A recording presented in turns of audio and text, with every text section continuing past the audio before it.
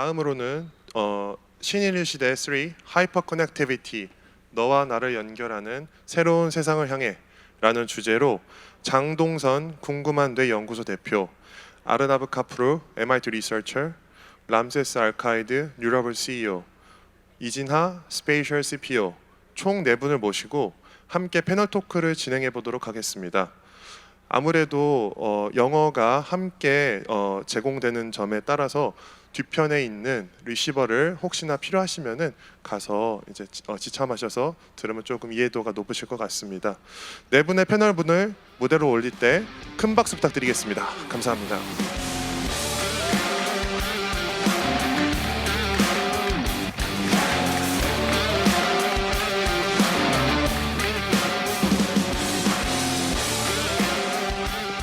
네, 그럼 모더레이터이신 장동선 대표님께 마이크를 넘기도록 하겠습니다. 감사합니다. 네, 소개 감사합니다. 안녕하세요, 장동선입니다. And from now on, we will switch into English. It's a great pleasure to have you all here. And already backstage, we had very exciting conversations. And thank you for choosing our session over your hunger. So I guess everyone here, your hunger for knowledge is bigger than your hunger for lunch. But right after this session, you can still get some lunch. So welcome everyone to the session Hyperconnectivity. And let's right now start with intros. Probably Arnav, Ramses, and Jinha, would you introduce yourselves and your company? Arnav? Yeah.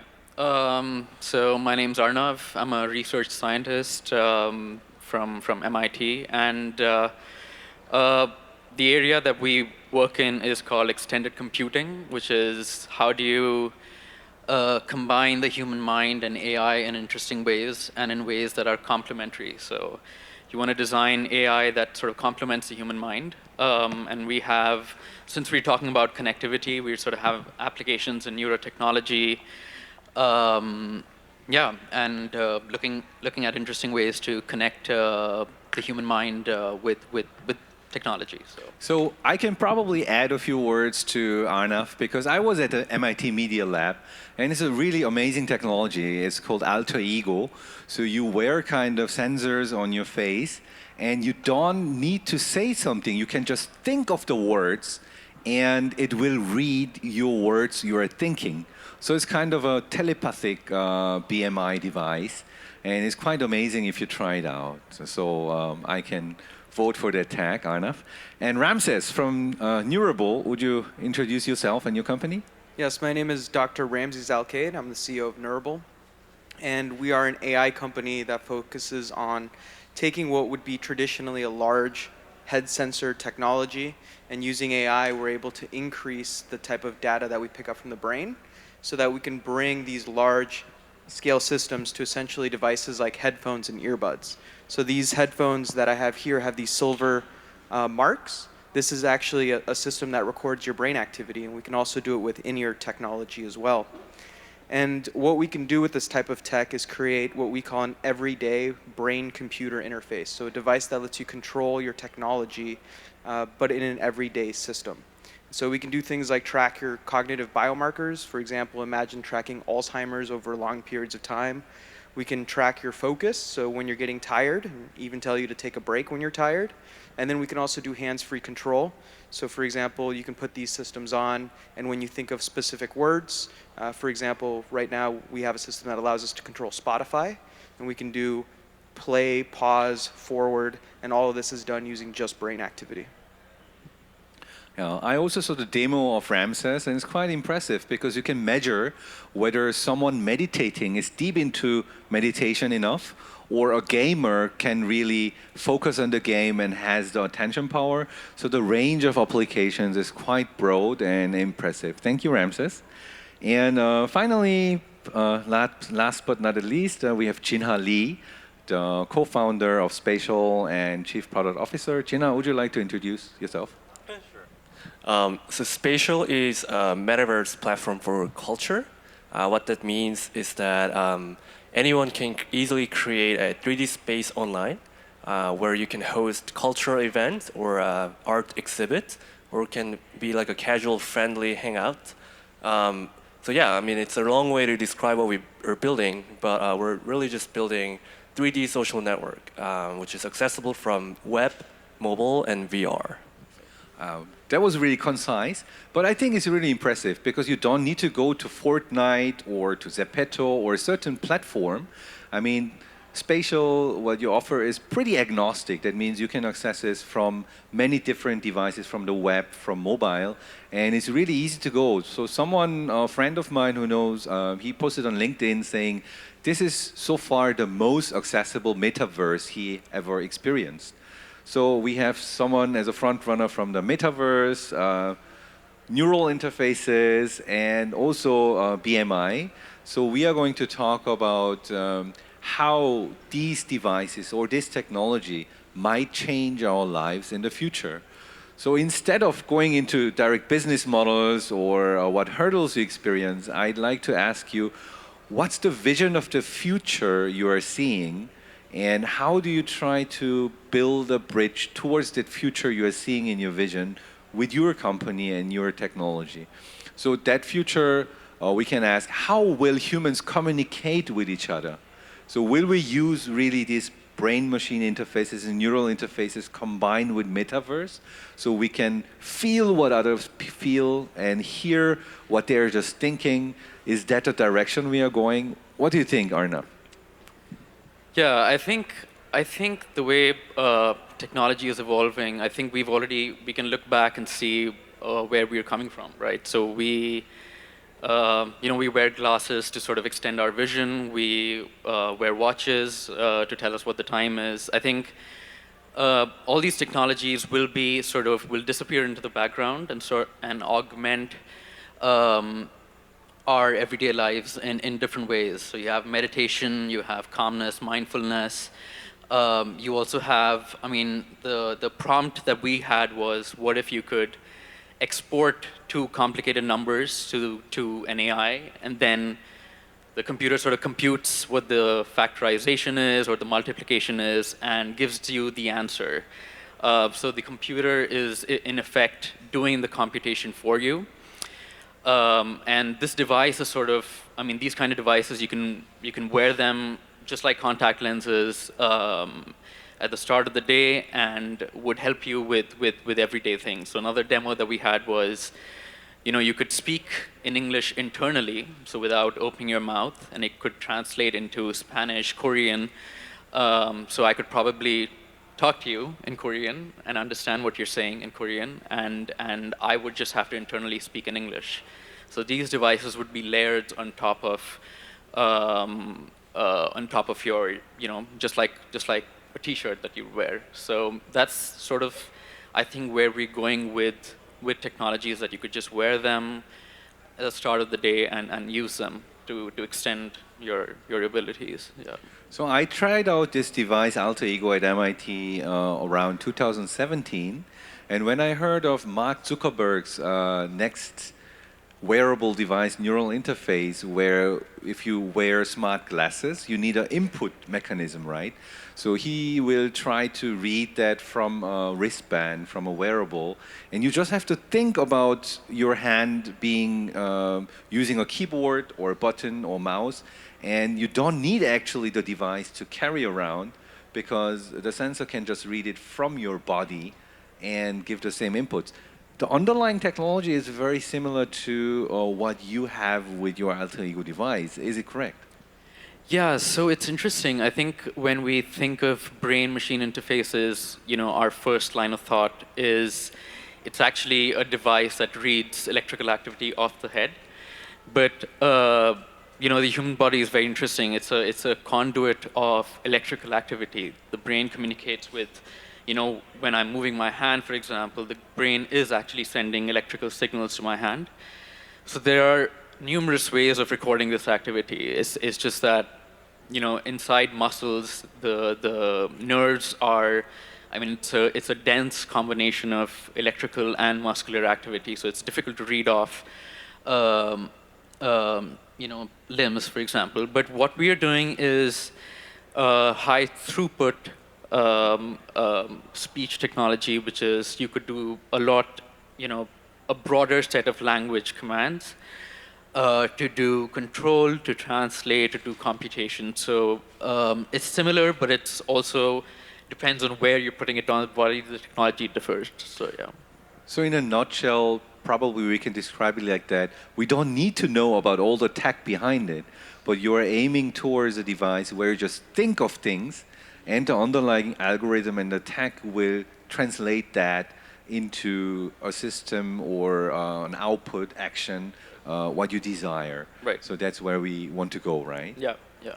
Ramses, so Neurable seems to be applicable to many different areas, and especially, I mean, when you talk about EEG or EMG, we always think of some kind of electrode you have to put on your skull, and that's very painful or not very applicable. But you made it into a device where you just wear a headphone, and it can read EMG signals and EEG signals. In which area do you think will this tech find most usage, and which areas are you aiming to go with your device? Yeah, so I believe, similar to Arnav, that our technology is going to become more transparent. So one example is, and I want to ask the audience here, how many of you have AirPods or some sort of ear-based system for listening to calls? Just raise your hand. So you can see pretty much everybody has that.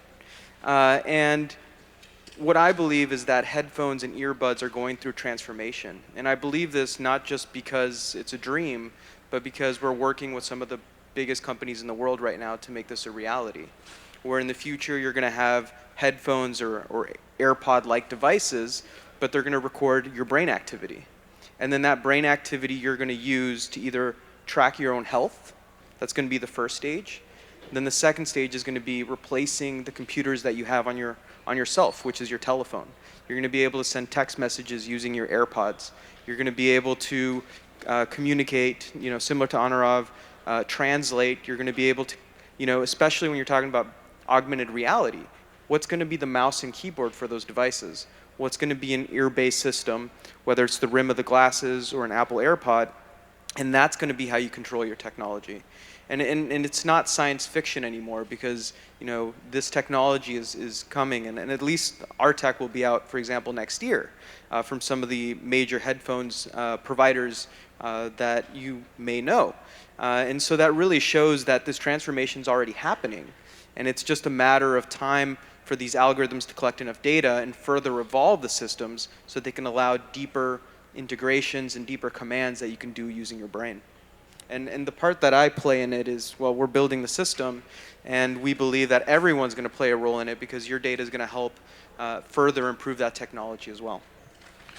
So, I mean, these texts often are called human augmentation texts because you use algorithms and the human biological system, and in a very intuitive way, they're working together. So if you focus on the human side, that's brain-machine interfaces and neural interfaces, but actually that category can be extended to cyber-physical systems where you interact with your environment using your own body and your mind, and probably the fastest way we are experiencing it is more the metaverse realm rather than the neural interfaces, because still not many people use it in everyday lives yet. But the metaverse came into our lives around 2 years ago so fast, and Jinha is dealing with the metaverse, so with virtual reality, with augmented reality in your system. Do you think that will fundamentally change the way humans use the internet or interact with each other? It's a great question. I think the promise of the metaverse is that we have to zoom out and what has been driving the evolution of internet, right? I think the internet was invented for people to share information. So it's a great platform for people to exchange their information and knowledge with each other. And I think that what metaverse is building on top of what's already there with the internet is that it doesn't just allow people to share information, but it allows people to share the experiences and allow people to co-experience amazing things. And why is that important? I think it's because it's the fundamental way that people build a relationship is by sharing the experience. Like if you think about like you getting casually grabbing lunch with your friends, why do you have lunch with your friends? You can just like literally sit down, be still, just talk. But people prefer to have lunch, have coffee with each other. They love walking together, go traveling together.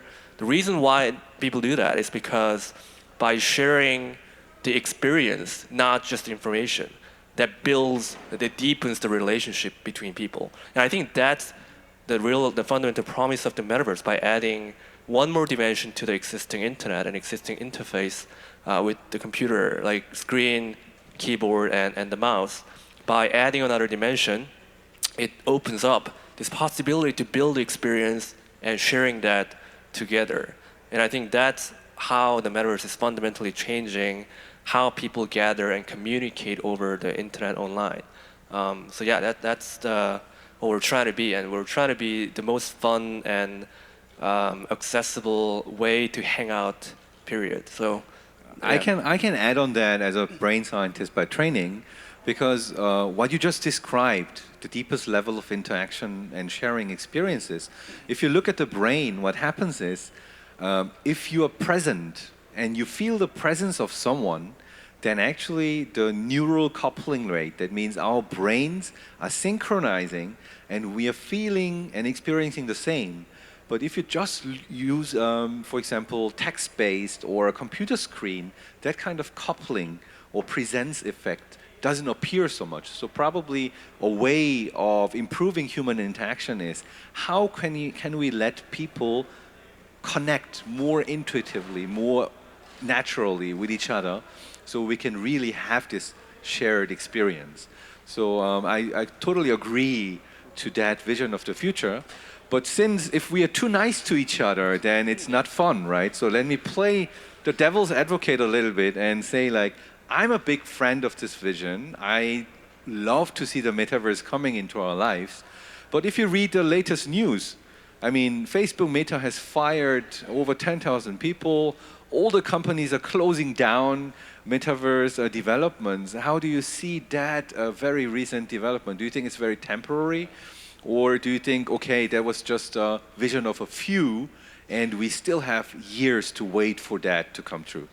No, we literally shut down yesterday, so no, just kidding. No, we're actually hiring more these days. So I think we should take like a different perspective on what's really going on. And I mean, part of what's been the core of the news lately was there's a gap between the public perception and reception of what metaverse is than what is really going on in the metaverse. And I think there's some truth in that. There's been too much excitement last year, in a sense that everyone believed that the entire internet will transition to the metaverse within a year. And I don't think that's the right way to think about it. But I think what's really happening right now is that there are increasing number of creators that are building amazing experiences and spaces in the platform like Spatial, and much more active every month. And we have like 500,000 spaces created by the creators, 500,000 spaces already. And I think it's only getting more and more exciting every day. So if you look at like what's happening underneath, the fact that we don't have like Tesla website in the form of metaverse yet today for sure, but I think it's really driven by the creators, just like how any innovation on the internet has been like. It is the creators who see the opportunity first, and they start building so that when we have more contents built by the creators, which will be very, very soon, it can be the social fabric for everyone. But I don't think we're not there yet. But even without getting there immediately today, I think the economic values of that's created within this like creator economy, it's already very tangible and material. Like if you look at Roblox, for example, their economic ecosystem has been already proven that it is forming an economy. And I think like part of what's happening with the metaverse is that it's not centrally designed.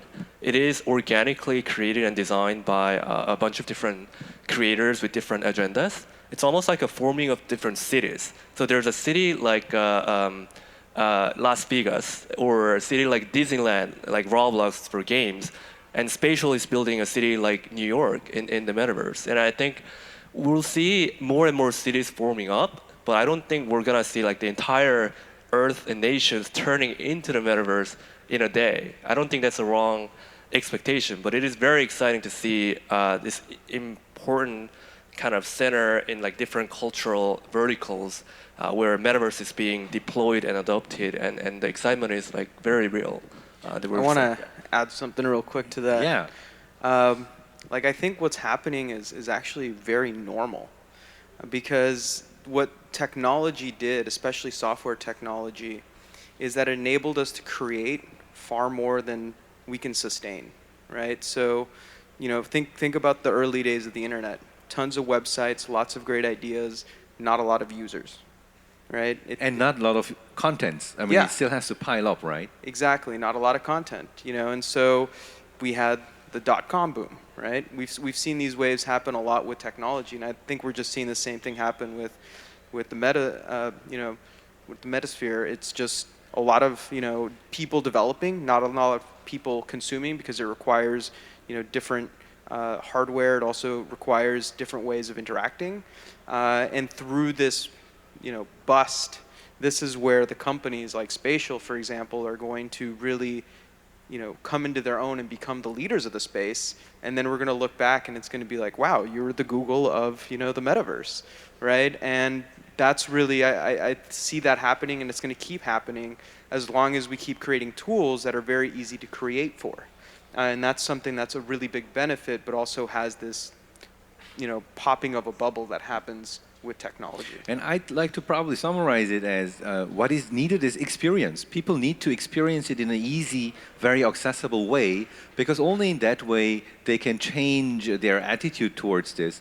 So probably you all are contributing to that field, that you make this experience more accessible. Arnav. I just wanted to add, I think we can go way back, even before the internet. And one of my favorite examples is in 1895, I believe, when the cinematograph was invented, and you had like the first public screening of a film, and people were amazed by what the technology was. And even now, and that was an experience, even now we have, we have film directors, we have a VFX industry, and that was in 1895. It's taken so many years for that industry to sort of mature, but we still have a booming industry where people sort of experience that.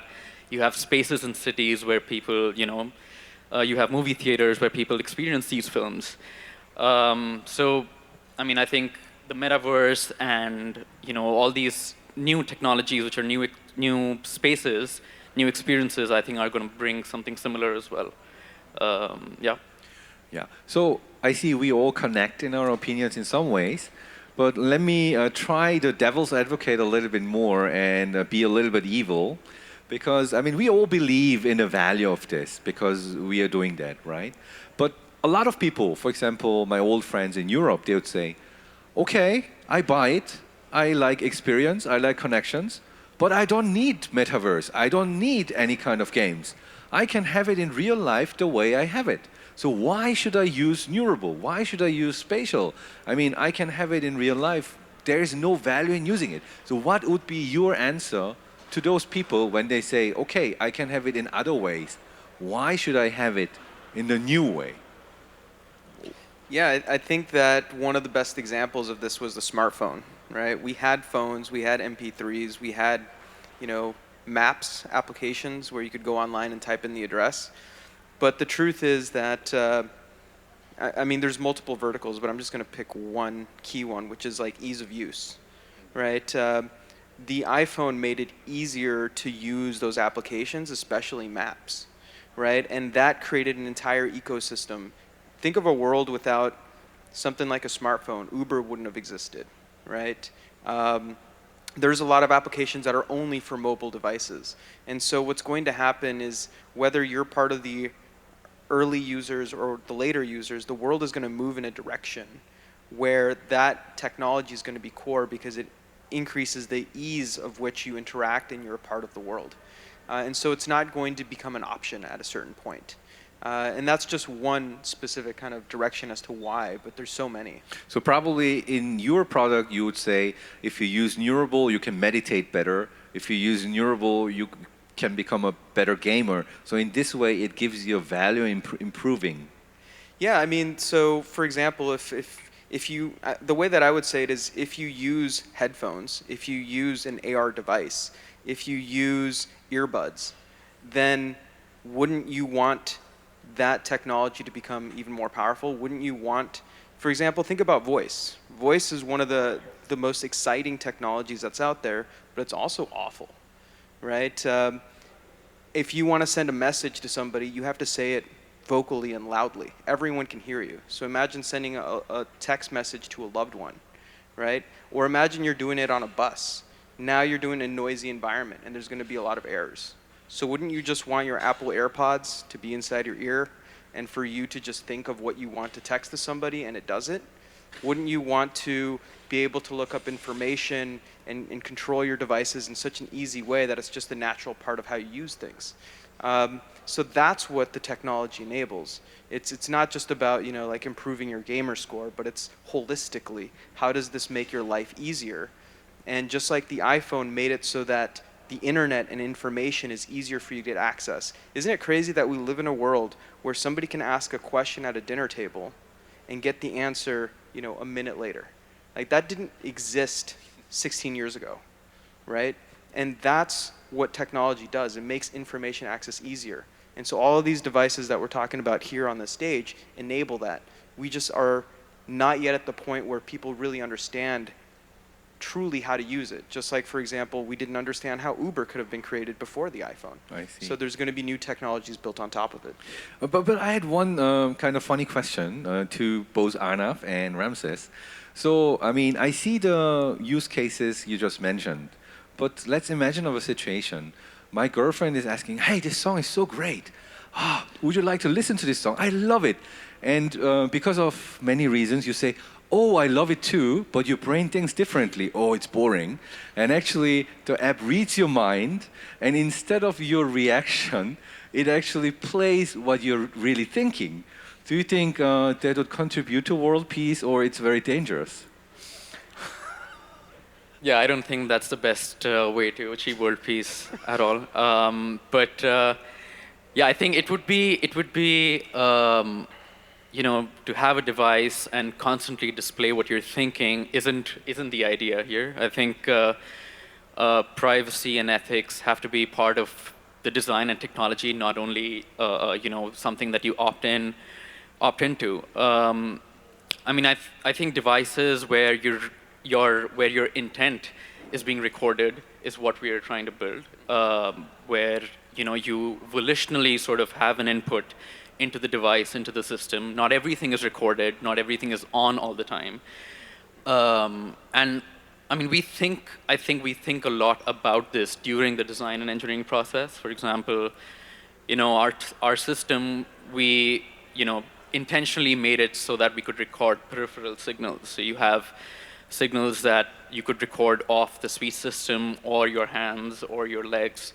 And these are, you know, electrical highways. These are signals that are being sent from the brain to your limbs, and these are not thoughts that are recorded, you know, that a device is recording all the time. So it still gives security and privacy. That's an important issue, Right, right, and it's a hardware design choice. But I think even with, I mean, Neurable, I think intent is being recorded, and that is it's not everything is not recorded off the brain, but Ramses can. Yeah, no, you're 100% right. Like, it's an intent is being recorded, but I'm going to be a little controversial. I think that with more honesty, we can achieve world peace. You know, Okay. but what I will say is that there's actually a brainwave that determines whether you actually want to say it externally versus just thinking about it, and so using that as a gatekeeper to make sure that, you know, we determine whether the intent is to share it or not.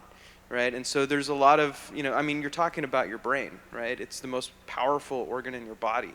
It has all the information that is happening to you. And so there's so many ways of leveraging that to create privacy, to create security, not just for your own thoughts, but also, how you share that data and how others use it. I see. I want to go back to the previous question and ask it to Jinha. Why should people use spatial? I mean, what is the biggest reason if some people say, oh, I can live without it?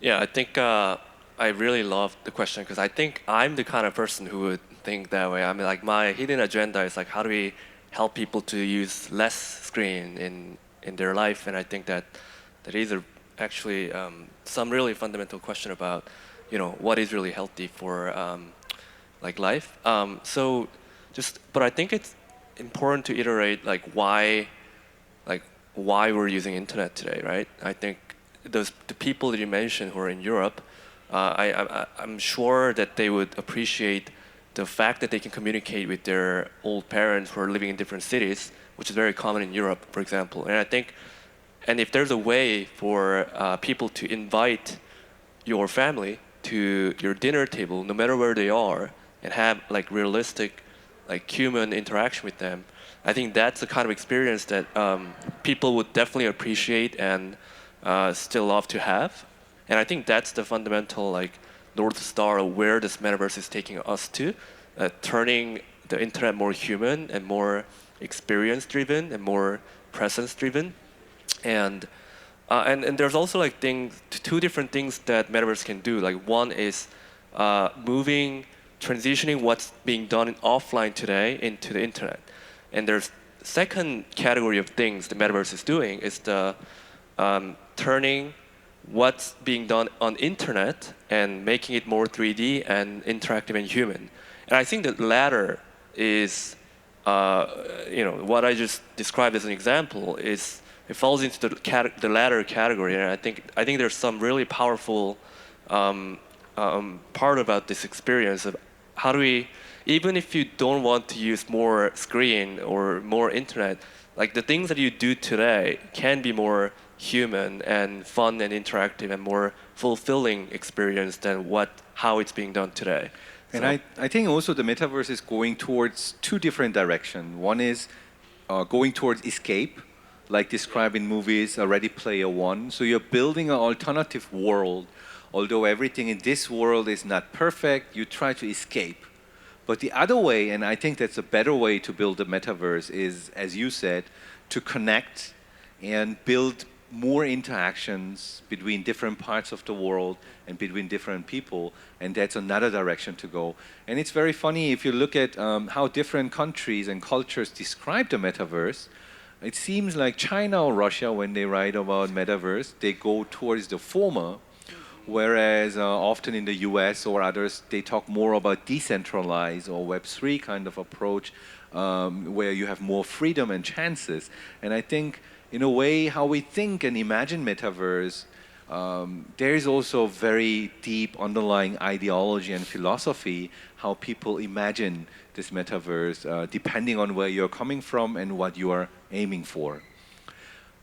One thing that this reminds me of too is there's this famous Harvard study where they basically tried to understand what enables human happiness. And it wasn't money, it wasn't, where you lived or how nice of a car you had. What it was is sharing time with people, right? That was the ultimate form of people having, you have to have enough money. Yeah. But it's basically community. Who do you share time with? People that you love.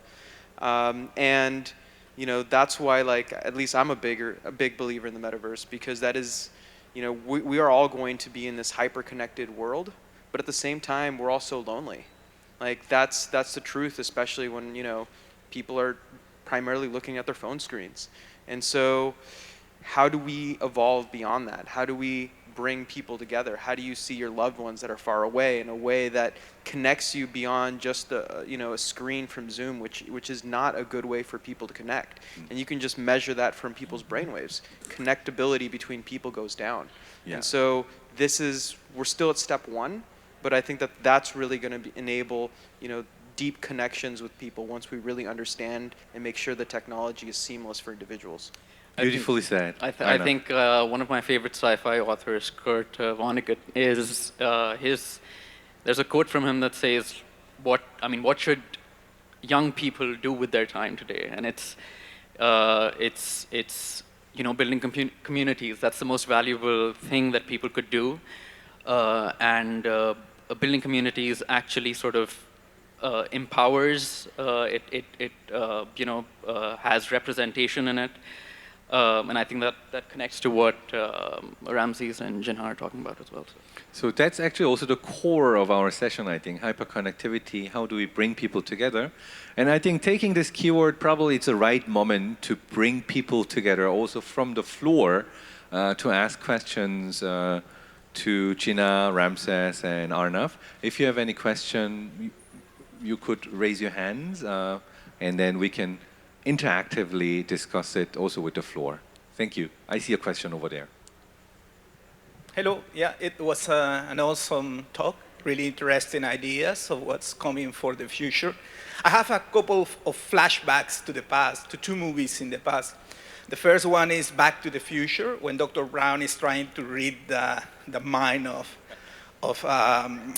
Michael Fox, and it was cool. So it's happening, but that was just the fun part. But there was another movie that came to my mind, and it's Minority Report, where there were like kind of twins that anticipated assassinations and crimes, and you were jailed by your intention. That's right. And Ramses, you were talking about whether you can differentiate in your brain between intention and really like given like the extra step. That's right. So who should be involved in this discussion of these ethical issues? That's right. It's only the artificial intelligence guys, it's only the engineers. Is there a space for the humanities? Is there a space for different cultures? I'm trying to, put this critical discussion in a broader context in terms of like, how should we agree on what's coming as a society? That's right. So humanity essence is taken care properly. It's a great question, I think, yeah. I really love that question. And just to give you a little bit of background, at least from our company, we come from a deep neuroethics environment. My co-founder actually has written numerous chapters on neuroethics, and he was also, he's held numerous boards on neuroethics across the world. And our belief is that, first of all, the data is owned by the individual. So even if, for example, we had some sort of system that worked with, some sort of government force, it would still be owned by the individual. And so what you want to share should be the person's options. The second thing is, you asked about who should be involved. Well, I think that involving the AI individuals is a good start because they already created 8 fundamental laws for AI privacy and ethics. That's just the starting point, right? But now we have to bring in people from across the environment, and we have to do 2 things. One, we have to educate them because a lot of brain technology is not as scary as people imagine, right? We're picking up very high-level brain data, so that prevents you from doing the type of stuff like they have in Minority Report, at least when you're talking about non-surgical methods. So one is we have to educate people, but then 2 is how do we create the right steps so that people understand their own protection and their safety. We learned a lot from the mistakes we did on web, right? Cookies that take your information and use them in all these places. How can we learn from those mistakes, make a better system for brain activity, and then also apply the core principles of AI ethics as a starting point for building out this future that can enable you to be more interacted with your technology, especially when your brain's involved. I think it's important that we involve more people from different fields interdisciplinarily to that ethical questions, because sometimes the product out of a technology might not reach what you intended to do, but can go very different ways, as we have seen in many different cases, like also in Korea. Do you have maybe one last question from the floor? I mean, if not, then we will try to wrap up the session. So I don't see a direct question. maybe from Jinha, starting from Jinha, we can leave some final words to this session on the future of connectivity or on your company's tech. Any final comments? The future is bright, and I think there are tremendous opportunities for all of us to really help people to connect in more, not only deeper way, but also more meaningful way by adding more social fabric and technologies and by humanizing technologies there. So yeah, it's a very exciting future that we're building. So Thank you. I would just say that we're going through a transformational stage right now, especially when it comes to wearables. For example, just look at the Apple Watch. It started out as a device for detecting movement and heart rate. Now it can pick up things like heart arrhythmia, right? It can pick up things like Parkinson's disease. We're going to be evolving how sensors and wearables integrate into our lives. And one of the next steps, at least that we're working on, is in hearable devices, headphones, earbuds, augmented reality glasses. Those are going to be first used as devices to understand your health, just like the Apple Watch did with movement and heart rate, but eventually they're going to become your next computer. And that future is actually not that far away. And I look forward to the day where we can look back and say 16 years ago, this wasn't possible, but now we can do it, just like we're doing today with the iPhone. And so if you also have any questions about this or want to talk about it, feel free to let me know after the talk as well. Thank you. Yeah, I think we're talking about connectivity. I think the future is bright. I think bringing people in who couldn't express or voice their opinions and share their opinions. I think it would be great if people with MS or ALS, probably Stephen Hawking, even though he's no more, could actually speak in natural voice and could voice their thoughts. And I think the world would be brighter, and we would all gain from their expression. So I think the technologies should be enabling, and we're on our way. Yeah, thank you. My favorite quote is actually from futurologist Alan Kay from Silicon Valley. He said the best way to predict the future is actually by creating it. And I'm very happy that all three of you see a bright future and you're building towards a bright future. Thank you very much, Jinha, Ramses, Arnav, for being here. And if you would like to find more information about it, check out spatial.io. It's not spatial.com. Spatial.io for spatial, and Neurable.net for .com. Oh, sorry, Neurable.com for Ramses, and MIT Media Lab for Arnav, the alter ego technology. You can also check out my YouTube channel, Curious Brain Lab, if you're interested. And thank you for taking your time here at our hyperconnectivity session instead of lunch. Thank you very much. Have great lunch.